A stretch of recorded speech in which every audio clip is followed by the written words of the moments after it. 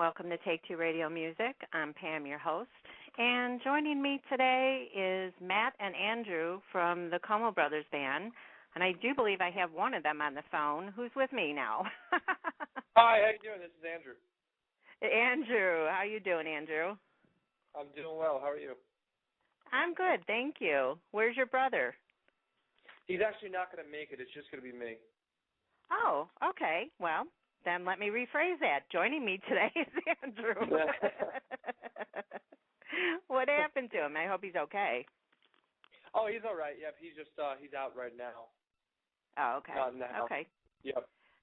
No problem. Well, Andrew, you and your brother are both lead singers of the Como Brothers Band, and your last name, of course, is Como.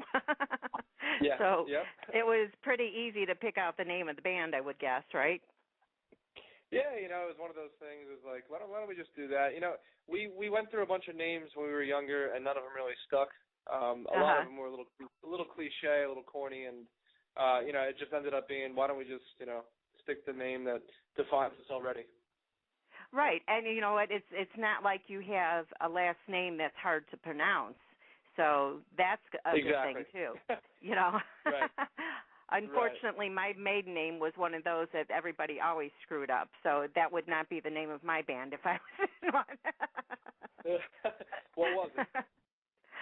I'd rather not say on air. Okay. I'll tell you secretly. Yeah, but you also are the lead guitarist, and then your brother's the bass player. Who else is in the band? We also have Justin Shiving on the drums, John O'Keefe, who was actually my college roommate. He's from Boston, and he does harmonies and percussion and stuff like that. And then we have Tim Costello, who I've known since I was 3, and he does the keys and some acoustic guitar and vocals. Cool. Well, let's go back a little bit and have you tell our listeners when you knew you wanted to be in music and who or what inspired you. Sure. Well, I'll start off with what inspired me. When I was growing up, I was in a Beatles tribute band, actually. I played George, and my dad played Ringo. Matt played John. Oh, my gosh. Yeah. And then my uncle played Paul. Oh, that's so cool. Yeah. So we used to, we play around the Long Island circuit and as the Beatles tribute band. So, I mean, the Beatles are a huge influence, and they definitely play a huge part in, me and Matt's songwriting. And, just some other artists. We're big on the blues guys like B.B. King, Albert King, Stevie Ray Vaughan, and stuff like that. And, just some more recent stuff that we're very into, early Maroon 5, definitely John Mayer, Coldplay, Jason Mraz, Little Jack Johnson. So, all that kind of stuff that definitely culminates and forms into one thing, and that's kind of what inspires us. Well, how old were you when you started with your dad's band? I was 15, so I think I was a sophomore in high school. So I did that for a couple of years, and, it was pretty cool as a 15-year-old kid playing out in the bars and stuff like that. So that was always fun. Yeah, I would imagine. Yeah, so, but I mean, I played guitar since I was in about 6th grade, and I was also in and out of like high school bands and stuff like that with with Matt and Tim and stuff like that. Now, what did you take lessons, or did you teach yourself how to play? I took lessons starting in 6th grade. I had a guitar teacher up until my sophomore year in high school. And then I stopped lessons until about my sophomore year in college, and I took some lessons up at Providence College with some professors and stuff like that. And so yeah, I was definitely taught through lessons and stuff like that. Now, as far as singing goes, did that come naturally, or did you take lessons for that as well? It didn't come that naturally. I was looking back. It wasn't pretty when you first started it, but it was just something. It's just something that you had to build up, and you learn over time. And I took a lot of lessons in college, and something that actually really helped me with picking out harmonies and singing was actually the Beatle band, because I was the George part, and he always has the weird harmony. Yeah. So he always has that weird middle harmony. So it was something that taught me a lot of good stuff with pitch and movement with with harmony and melody. So that's a good way to learn, is just put yourself out there and get right into it, you know. Right. And the best way to do it is just feet first, just dive in and just go right into it, because music is like a language. If no one's telling you you're wrong, you're going to learn better just by trial and error. Exactly. Now, with both of you being lead singers, do you both sing on all songs, or is there one or another that does one song and so on? Well, when Matt's singing lead, I'm doing the harmony, and vice versa. When he's singing lead, I'm doing harmony. Or if I think I already said that, you know what I mean, though. Yeah, I do. So we're always singing on the tracks, and I believe it was split perfectly even on the upcoming album Baby Steps that we have coming out in a couple months. Mm-hmm. I'm pretty sure it was 6 and 6. He sings 6 lead. That was good. Yeah, it just happened to work out like that. So. Well, in 2012, you guys had a really big year.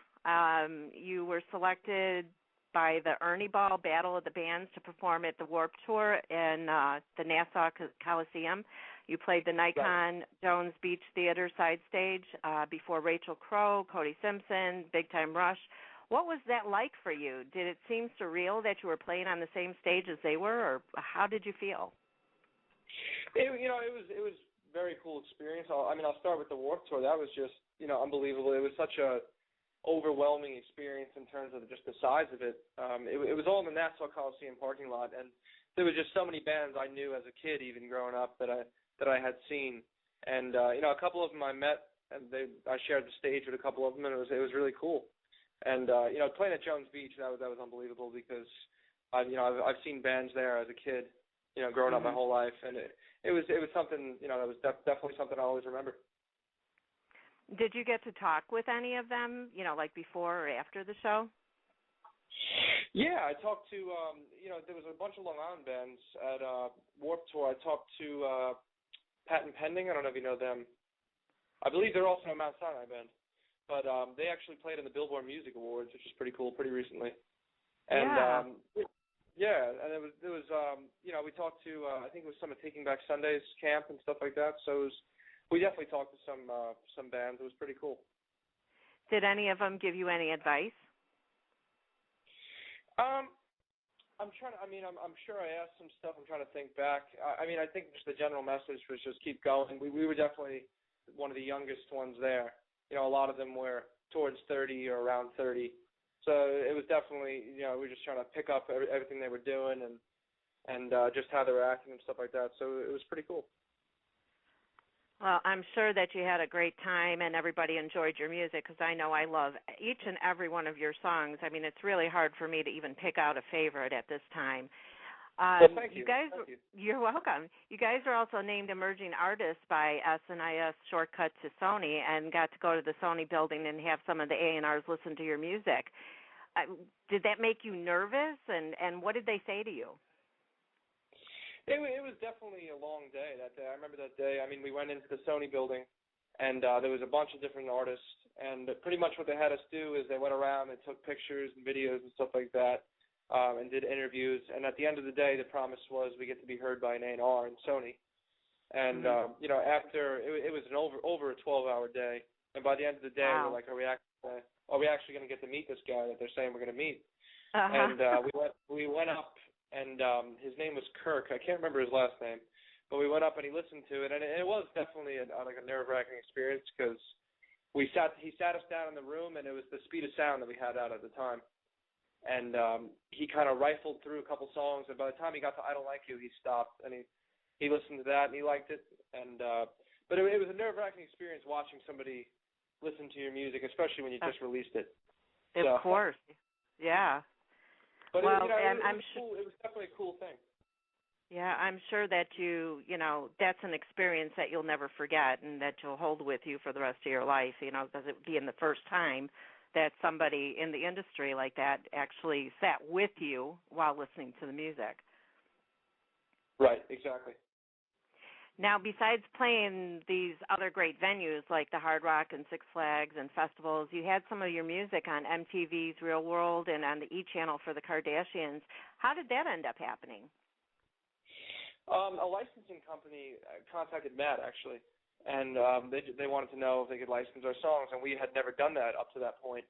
And, we had to set up a partnership with Suffolk County out on Long Island, and we set up the Como Brothers partnership, and pretty much they said they want these songs, and they took the instrumental versions. And so what we did that night, my mom had like an hors d'oeuvre party for us and our friends.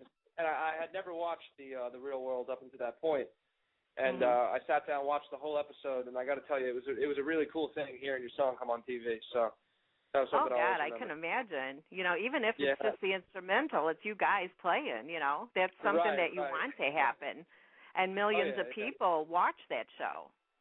Absolutely, we were cheering when it went on. We couldn't believe it, but it was something that was really cool. That's wonderful. Well, the EP you released in January of 2012, which you mentioned, was The Speed of Sound, and I actually have one of the songs uploaded. I have Underneath It All, and I'd like to go ahead and play that for our listeners, and then you can tell us more about it, okay? Awesome. All right, thank you.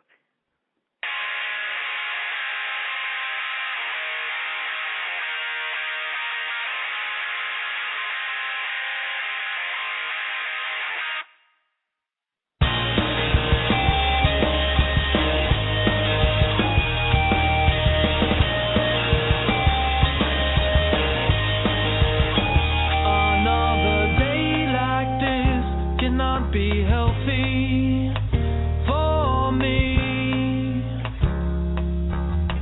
all for you, and so I quit my stupid day job. I promise I won't